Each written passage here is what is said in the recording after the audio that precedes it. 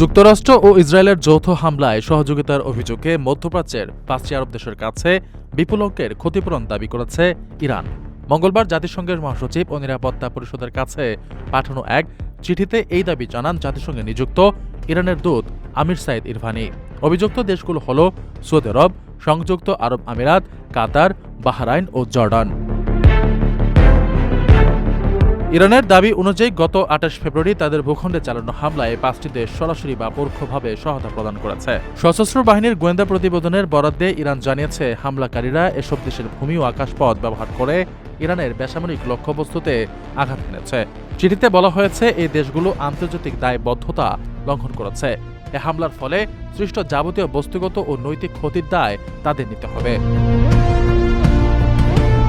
উল্লেখ্য, ফেব্রুয়ারি মাসের ওই ভয়াবহ হামলার পর ইরানও মধ্যপ্রাচ্যের বিভিন্ন মার্কিন ঘাঁটিতে পাল্টা হামলা চালিয়েছিল।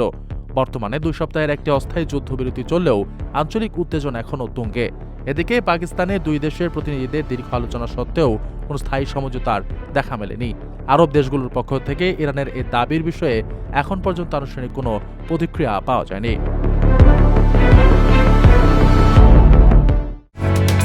ওমানের সেরা রেট দিচ্ছে বাংলাদেশি প্রতিষ্ঠান গালফ এক্সচেঞ্জ। প্রিয়জনকে টাকা পাঠাতে আজই আসুন আমাদের যে কোনো ব্রাঞ্চে অথবা কল করুন স্ক্রিনে দেয়া নাম্বারে। গালফ এক্সচেঞ্জ, বাংলাদেশিদের প্রিয় এক্সচেঞ্জ।